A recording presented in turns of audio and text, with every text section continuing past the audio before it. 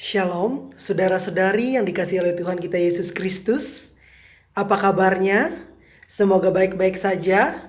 Pada kesempatan kali ini, saya Hendra Wijoyo akan membawakan firman Tuhan untuk kita dengan tema Trust in Jesus Christ atau percaya di dalam Yesus Kristus. Kita akan buka sama-sama dari kitab Filipi, dari Filipi pasalnya yang keempat, ayatnya yang ke-10 sampai ayatnya yang ke-13. Dengan judul, Terima kasih atas pemberian jemaat, demikian bunyinya. Aku sangat bersuka cita dalam Tuhan, bahwa akhirnya pikiranmu dan perasaanmu bertumbuh kembali untuk aku. Memang selalu ada perhatianmu, tetapi tidak ada kesempatan bagimu.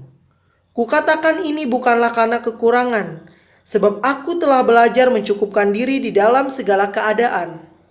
Aku tahu apa itu kekurangan dan aku tahu apa itu kelimpahan.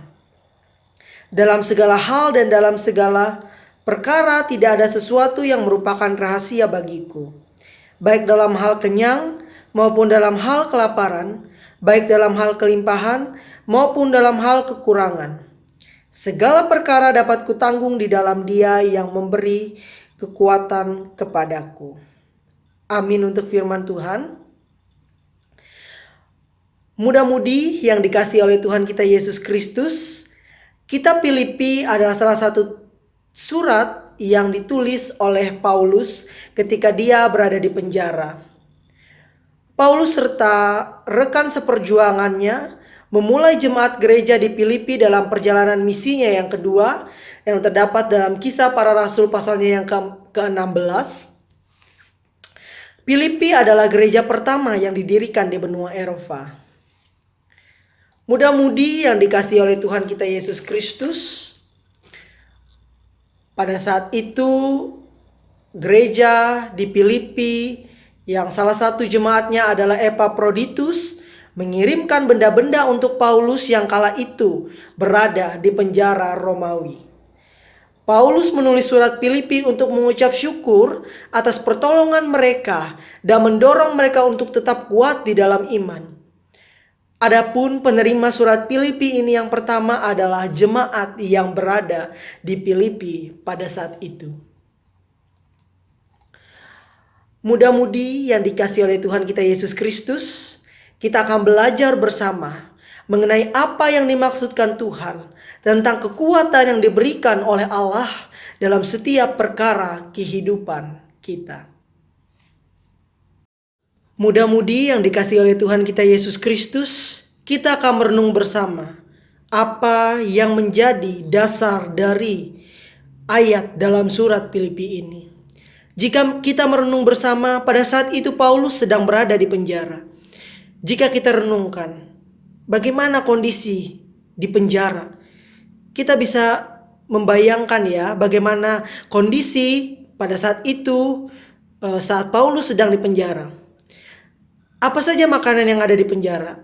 Apakah ada pizza? Apakah ada minuman boba yang sangat-sangat kita sukai? Pasti tidak ada, bukan?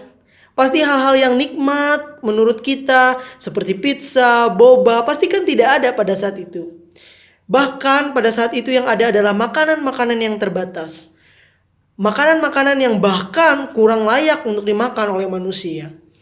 Mungkin itulah persediaan makanan yang disediakan di dalam penjara Romawi.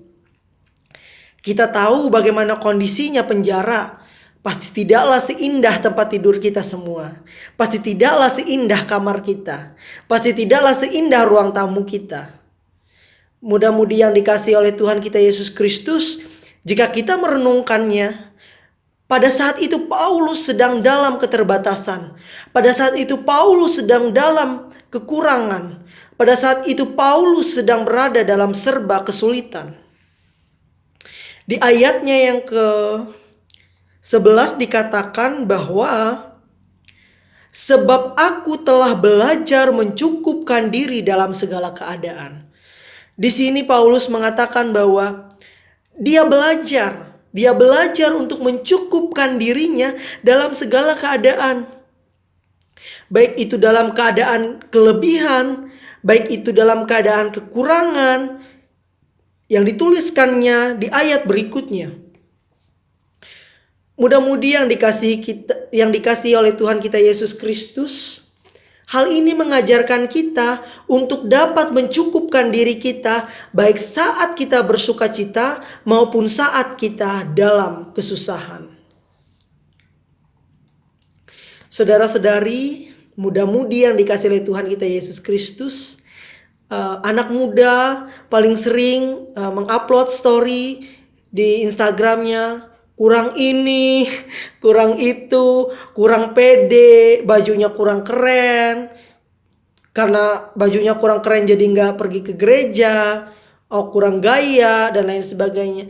Jika kita merenungkan kembali ayat ini, justru pada saat itu Paulus sedang dalam serba kesulitan, sangat-sangat sulit daripada kehidupan kita saat ini. Mungkin ada banyak dari kita yang bergumul di dalam kehidupan kita. Mungkin ada banyak anak muda yang galau dengan kehidupannya. Tapi pada saat itu kita tidak bisa membayangkan ya betapa sulitnya kehidupan di masa Paulus pada saat itu.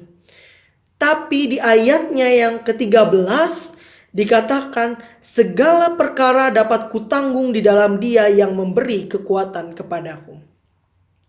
Paulus tahu bahwa dia berpegang pada Yesus Kristus yang memelihara dia. Sehingga dalam keadaan apapun dia tetap dapat bersyukur. Dia tetap dapat menjalankan hidupnya. Dia tetap dapat berjuang. Dia tetap dapat menulis surat ini kepada jemaat di Filipi. Mudah-mudi yang dikasih oleh Tuhan kita Yesus Kristus. Terkadang kita ya, jaringan jelek aja kita sudah bikin status, aduh jaringan jelek, galau, WA lemot, Facebook lemot, Instagram lelet. Baru soal-soal yang perkara-perkara yang kecil aja kadang menjadi sesuatu perkara yang besar di dalam kehidupan kita. Aduh ini tadi saya berfoto kurang bagus. Oh ini pencahayaannya kurang ini, kurang itu. Padahal itu masih perkara yang kecil, saudara-saudari yang dikasihi oleh Tuhan kita Yesus Kristus. Perkara yang kita hadapi masih tidak sebanding dengan apa yang Paulus hadapi pada saat itu. Dan ini adalah pelajaran bagi kita semua. Bahwa dalam keadaan apapun kehidupan kita, apapun pergumulan kita anak-anak muda, tetaplah percaya dan berpegang teguh di dalam Yesus Kristus sebagai Tuhan dan Juru Selamat kita. Kita percaya bahwa apapun perkara kita dapat kita jalankan, dapat kita selesaikan bersama Dia yang memelihara kita. Mudah-mudi yang dikasihi oleh Tuhan kita Yesus Kristus, nas ini mengingatkan saya akan satu pujian yang judulnya Allah Mengerti. Yang hafal boleh nyanyi sama-sama ya.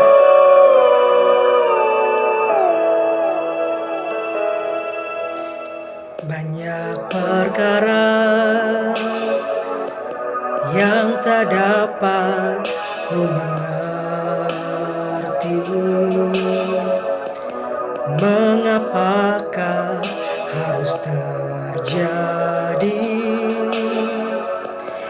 di dalam kehidupan ini. Satu perkara yang ku simpan dalam hati, tiada satu pun yang terjadi tanpa Allah mengerti.